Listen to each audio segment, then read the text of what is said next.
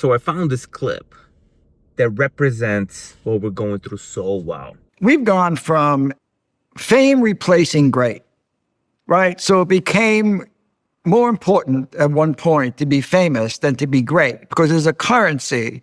You had to be great at one time to get a record deal, to do all that stuff. And then that sort of dwindled as time went on, which is just fine.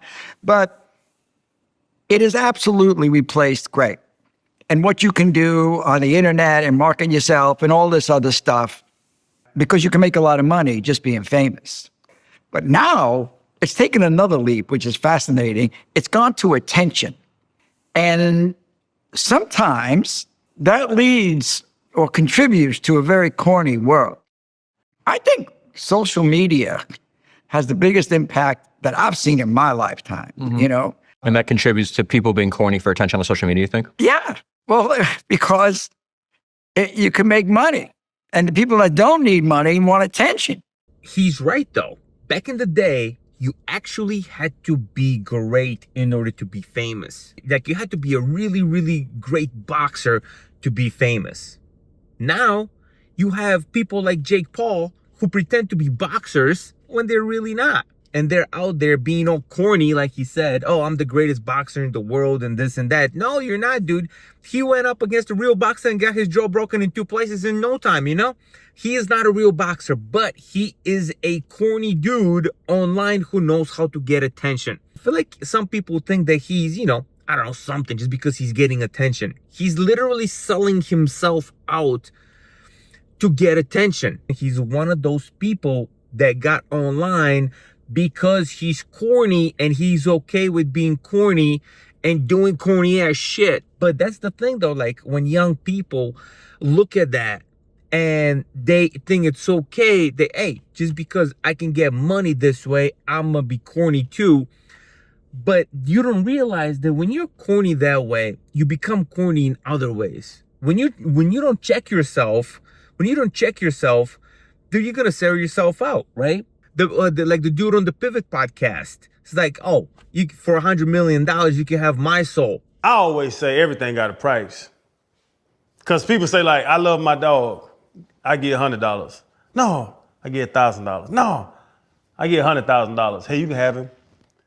Like, my thought is everything has a price. There is not a number that can get you back in that ring. 80 million, 100 million. Nah, because now you selling your soul. $100 million, you can have my soul. That's you. Now we know your character. Talking to one of the greatest boxers in the world, right? Like I said, I could be wrong about all of this.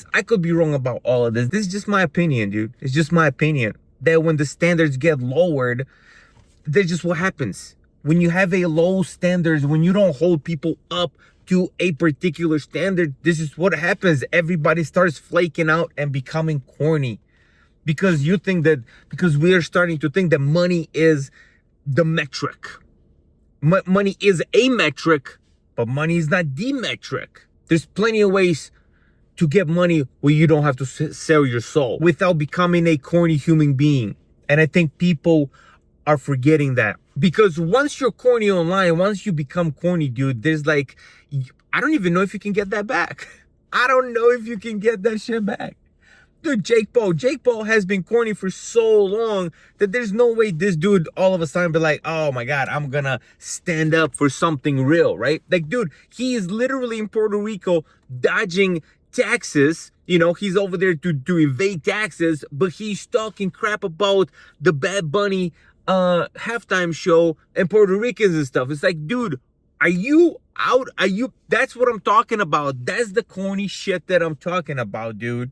It's just like one of those things. I feel like back in the day, we used to get checked whenever we got corny. Whenever you started acting bullshit, dude, people would check you. Like, you couldn't get away with things. But now on social, when you're recording just like I'm recording, there ain't nobody around. If I say something stupid, who the fuck's gonna check me, right? If I don't check myself, nobody's gonna check me. So I'm really free to be as corny as I wanna be.